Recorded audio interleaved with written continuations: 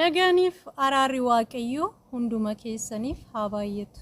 Jaallatamtootaaf kabajamtoota maatii Damee YouTube lafumaaf haala isin keessa jirtanitti nagaan isiniif haa ta'u. Haala hunduma keessatti nagaa keenya kan baay'isee waaqayyoodha maqaansaa bara baraan haa ulfaatu. Baga jala bultii ayyaana bara haaraa kan bara 2016 isin gahe. Baga geessan baga geenye.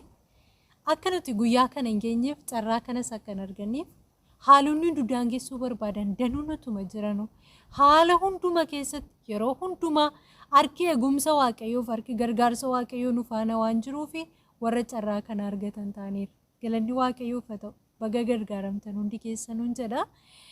Kanatti aansuudhaan ayyaana bara haaratiin wal qabsiisee muudannoo yeroo ijoollummaa kootii ayyaana qaamirratti na muudate tokko isinitti hima jechuudha.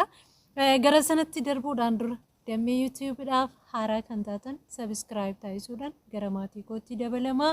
Namoonni maatii turtanis ta'e haaraa gara maatii kootti dabalamtan viidiyoo haaraan karaa Damee YouTube yeroo gadhiifamu like, share, comment gochuudhaan guddina chaanaalii kootii keessaa qooda qabaadha. Waan abboomamtaniif ulfaadha, kabaja argadha. Kanatti aansuudhaan muudannoo kana akkam akka ture keessatti akka ture na yaadadha garuu bara isaa hin yaadadhu xiqqoon ture yeroo sana. Muudannoo kana yeroo hunda ayyaana qaamirratti irra deddeebi'uudhaan kan na yaadachiisu hiriyaan baay'ee jaalladhu baay'ee kabaju hiriyaa koo Biiluudha. Bilisee Ashannu yookaan immoo namoonni baay'een Gannat Ashannuutiin beektu. Gannat nama ganda tokko keessatti wajjin dhalannee guddanneedha. Yeroo muudannoon kun na muudatu na bukkee jirti. Kanaaf yeroo hunda irra deddeebitee na yaadachiisti jechuudha. Innumtis akkam ture akkuma beekamu keessumaa naannoo baadiyyaatti ammallee magaalota garaagaraa keessatti bifa ammayyoomeen deemamaa jira hin beektu. Dubartoonni isa maqaa garaagaraa qaba shinooyyee jedhu isa dubartoonni walitti qabamanii mana namaarra deemanii sirbanii qarshii fi wantoota garaagaraa fudhatan kana maal jettu sin nuti walaalee jenna. Naannoo tokko tokkotti shinooyyee jedhu kana hin beektu kaasinii galee yaada. Utuun gooftaa Yesuusiin fayyisaa lubbuu kootii godhadhee hin fudhatin duraadha jechuudha kuni. Egaa ayyaana qaammee kana dubartoonni qofa baay'ee jaallanna ture hin beektu jechuudha. Aadaan shinooyyee deemuu kun yeroo sana baay'ee ho'aa ture. Ammallee baadiyyaa keessatti baay'ee qabbanaa'eera. Garuu magaalaa tokko tokkotti uffata aadaa uffatanii bifa ammayyoomeen dubartoonni deemaa jiru hin argina jechuudha. Yaa ta'u garuu baadiyyaa naannoo baadiyyaa keenyatti dubartoonni gurguddoon deemuun akka sheemitti fudhatan jechuudha. Dubartoonni akka keenyaa kun hin deemani garuu ijoollee xixiqqoon dubartoonni xixiqqoon hin deddeemu jechuudha. So yeroo sana namoonni heerumaniyyuu bara duraa bara lammaffaa hin deemu jechuudha. Dubartoonni gurguddoon akka keenyaa kunis hin deemu ture jechuudha. Egaa yeroo sana qaammeen yeroo ga'u gaafa torbee tokkotti galu guyyaan nuuf hin dhi'u halkan nuun bari'u yoomuma qaammeen dhufa jenna. Uffanni haaraan nuuf bitama. Shishiniin beektu qofa kanas ga'u tokko jechuudha. Muluu jechuudha irraan kootiin nu bitama. So bifa sanaan qophoofnee eegna jechuudha. Egaa bara sanis bara muudannoo kun na mudatu bara isaa yaadadhu. Obboloonni koo shinooyyee sana na faana kan deeman obboloonni koo hangafni nama lama ture. Isaanis siister baay'isee yookaan immoo barsiiftuu baay'isee akkasuma immoo siister lattuu faarfattuu lattuu namoonni baay'een hin beektu miidiyaa kanarratti isaan lamaan hangafa koo turan isaanis na faana jiru. Faarfattuu lattuunis yeroo sana sirbitti ture jechuudha. Gooftaa Yesuusiin hin amananne waaqayyo garuu jalqaba irratti mana keenya keessa kan gooftaa Yesuusiin fayyisaa lubbuu ishee godhatee fudhate lattuudha. Waaqayyo karaa ishee sababeeffatee gara maatii keenyaa dhufe jechuudha. Asumaan guddaa waaqayyotti gammada. So bara sana isheenis nama nanneetu barbaadeeni. Sana booda egaa uffata keenya uffanneetu akkuma durii wal waamnee iddootti wal eegnu qabna wal eegneetu deemne ture jechuudha.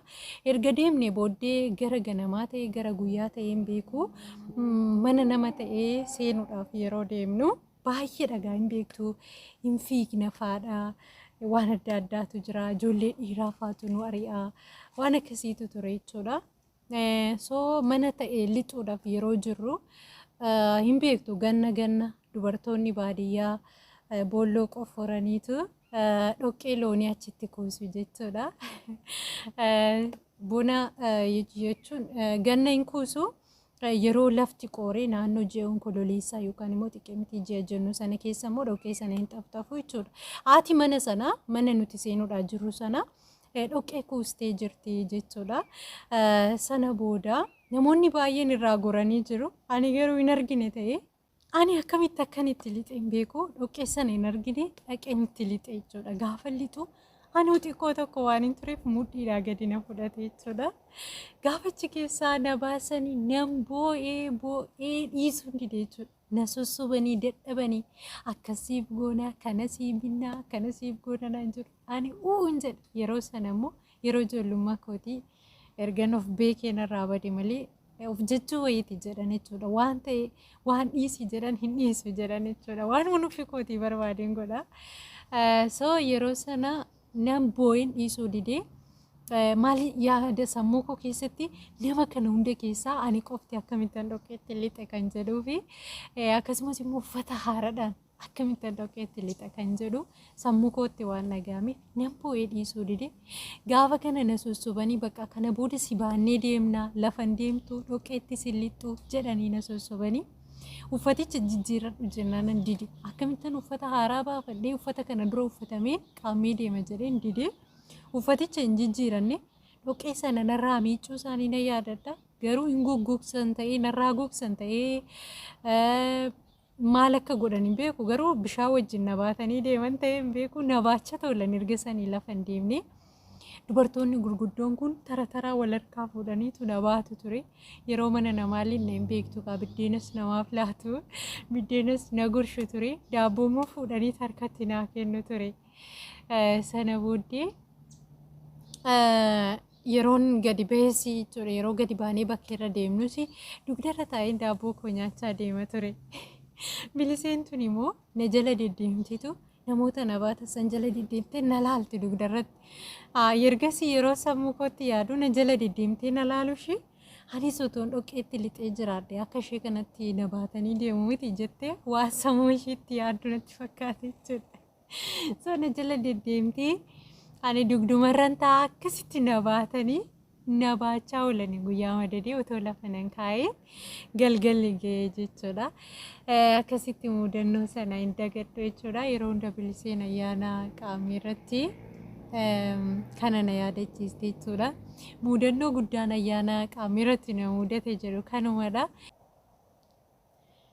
Akkasitti dugdarratti na baachaa oolanii sana booda dhoqqeenis nan tuqne butiin irree nama fudhatte turte hin beektu jechuudha. Butiinis nan fudhanne wadaajii jedhan ijoolleen dhiirarree dubartoota babbareedoo reebanii dhungatu ture.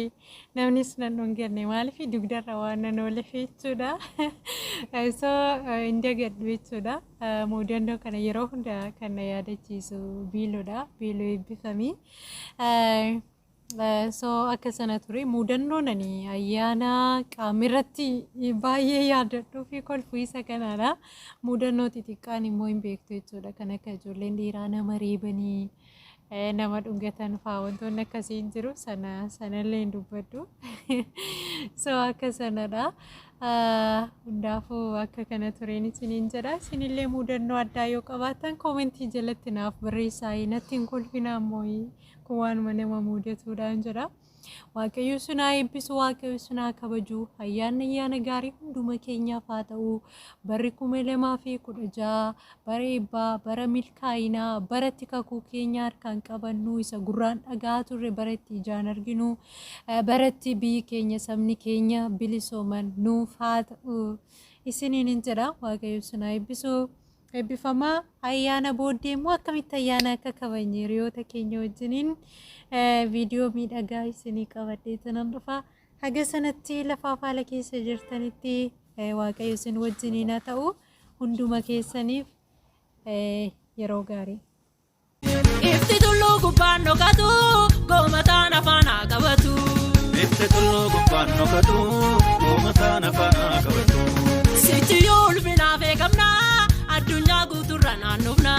Sichiyoon fina beekamna addunyaa guutuu